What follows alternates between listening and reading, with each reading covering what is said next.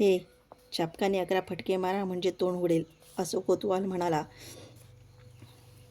त्याच्या ह्या गोष्टीला त्याचे पालन करतच तो दैत्यसेवक चाबकांनी मारू लागला. एक सिद्धारूढ शिवार्पणमस्तू म्हणाले. 2 सिद्धारूढ शिवार्पणमस्तू म्हणाले. 3 सिद्धारूढ शिवार्पणमस्तू असे म्हणाले.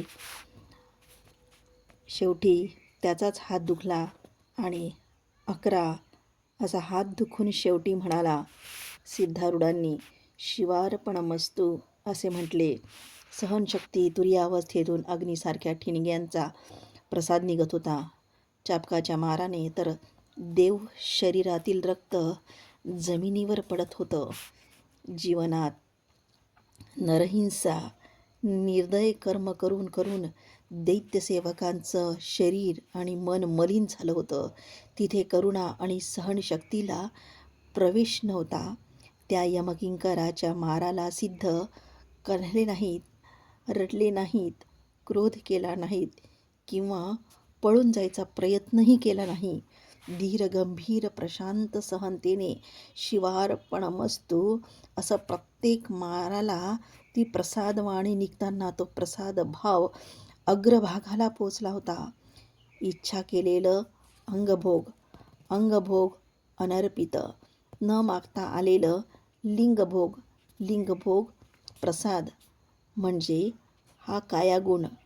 नको हे वैराग्य, हे पाहिजे हे नको, या दोन्हींच्या पलीकडे जाऊन आलेलं शिवार्पणमस्तू असं म्हणून शिवप्रसाद म्हणून स्वीकार करणं हेच प्रासादी स्थलाचं ऐक्य स्थल. त्याच रस्त्याने चाललेला एक ब्राह्मण शिवार्पणमस्तू असा आवाज ऐकून तिथे आला. चाबकाचा मार खात असलेल्या साधूला पाहून पटकन थांबला. सुसंस्कृत आणि मृदुहृदयाच्या त्याला सगळं सुस्पष्ट झालं. इतक्या मारांनी त्या व्यक्तीचा भाव विकल झाला नाही तर सामान्याला हा अक्रोध भाव कसा साध्य होणार.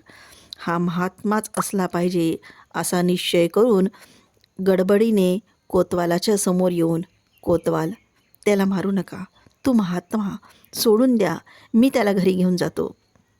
त्या गावात तो ब्राह्मण गौरवाला प्राप्त होता. कोतवाल्याने त्याच्या गोष्टी ऐकल्या. मारायचं प्रयोजन नाही असं म्हणून तो कोतवाल थांबला. ब्राह्मणाने सिद्धाचा हात पकडला. एकच 1 मिनिट सिद्धाच्या त्या अमृत हस्ताने अमृतवाहिनी वाहून येऊन आपल्या अंगात प्रवेश झाला असं वाटून तो परमात्मा भावात वेगाने वाहत गेल्यासारखं काही वेळा स्तब्ध होऊन थांबला. सिद्धाला घरी घेऊन येऊन अभ्यंग स्नान घालून भोजन देऊन उपचार केला. मृदुशय्या करून दिली. त्याची ती निष्काम सेवा उपचाराने सिद्धांच्या अंगात चेतना आली. त्याचं अंतःकरण त्याच्यासाठी पाझरलं. तेच ब्रह्मबोध होऊन ज्ञान गंगोत्री होऊन वाहू लागलं. तो ब्राह्मणच नाही तर अनेक लोक त्यात मिसळून शुद्ध झाले. हे सर्व स्मरण करून सिद्ध म्हणाले, आताचे हे कष्ट त्या कष्टापेक्षा कितीतरी पटीने कमी आहेत. मोहरमचा सण आला होता. दुष्टांची दृष्टी खुळ्यासारख्या दिसणाऱ्या सिद्धांवर पडली. ते कार्यप्रवृत्त झाले. एक लाकडाची फळी आणली. 4-5 उनाड पोरांनी सिद्धांना उचलून त्या फळीवर बसवलं. मागे 3 पुढे 3 लोक फळी खांद्यावर घेऊन वरती बसवलेला खाली पडेल, त्याला कष्ट होतील त्याची काहीही पर्वा न करता ते त्या सिद्धारूढांना त्या वरती बसून घेऊन चालू लागले. गावातल्या त्या उन्हाळ मुलांचा तांडा मागे लागला. ही मिरवणूक प्रत्येक घरासमोर थांबून पैसे मागून पुढे जात होती. तोल सांभाळत सिद्ध खाली पडल्यावर त्या दुष्टांनी पुन्हा सिद्धांना उठवून वर बसवले. पुन्हा उचलून घेऊ जाऊ लागले. दोंढी मांड्या सोल्या जाऊन फुटून रक्त आलं, फोड आले, तरी त्या दुष्टांना त्यांची दया आली नाही. त्याच्या पशुवृत्तीला ह्या मौजेचे शिंगाचे कोंब फुटले होते. गोंधळ घालत, हसत, नाचत, वाजवत चालत असलेला घोळका पाहून सिद्ध त्यांच्या उद्धटपणाबद्दल हळहळले. शरीर उचलून उचलून आपटून मऊ करण्याचं निष्प्रयोजन आहे. तरीही रत्नखचित सिंहासनावर बसल्यासारखे राजगांभीर्य, प्रशांत मुखमुद्रा, गालात हसणं उठून दिसत होतं. सगळं गाव फिरून गोळा केलेले पैसे ते मंदमती सिद्धांना एका बाजूला फेकून निर्दयतेने निघून गेले. मांड्या पाय उचलून न ठेवता येण्यासारखे सुजले होते. पाय उचलून ठेवणं कष्टकर झालं होतं. पोटावर सरकत सरकत त्या मशिदीत येऊन पडले. तेव्हा ते म्हणतात, ईश्वराने हा एक उपकारच केला. हा का? तर देह चालत होता म्हणून मनाला विक्षेप होत होता. पण एकाच जागेवर राहिल्याने निर्विकल्प स्थितीला अनुकूलच झालं. अब्बा, सहनता, महात्म्याला आश्रय दिल्याने अत्युच्चत पदवी असलेली पराकाष्ठ स्थिती मिळवली. क्षमा, शांती, तितिक्षाच असं म्हटल्याप्रमाणे नरस्य आभरण रूपम, रूपस्य आभरण गुणः, गुणस्य आभरण ज्ञानम, ज्ञानस्य आभरण क्षमः,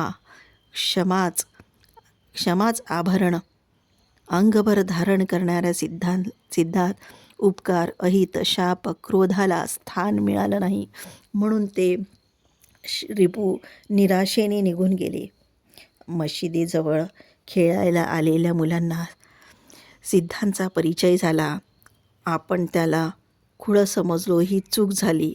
तो साधू खुळा असता तर मारणं ओरडणं केलं असतं. पण तो तर लहान मुलांसोबत बालकासारखा राहतो. त्यांच्यासोबत खेळ खेळून त्यांचा दूर असलेले चेंडू विजेसारखा धावत जाऊन आणून देतो.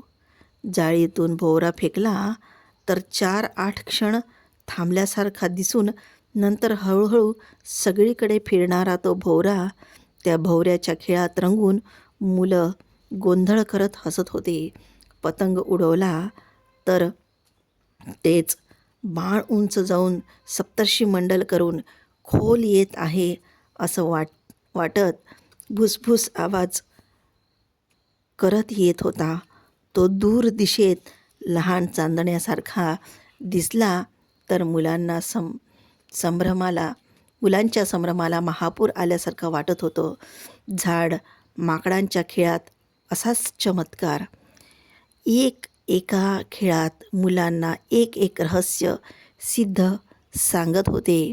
कठोरपणे पडलेला प्रत्येक माराला चेंडू दूर, खूप दूर कसा जातो, तसंच प्रतिदुःखाच्या माराने मनुष्य देवाकडे जातो.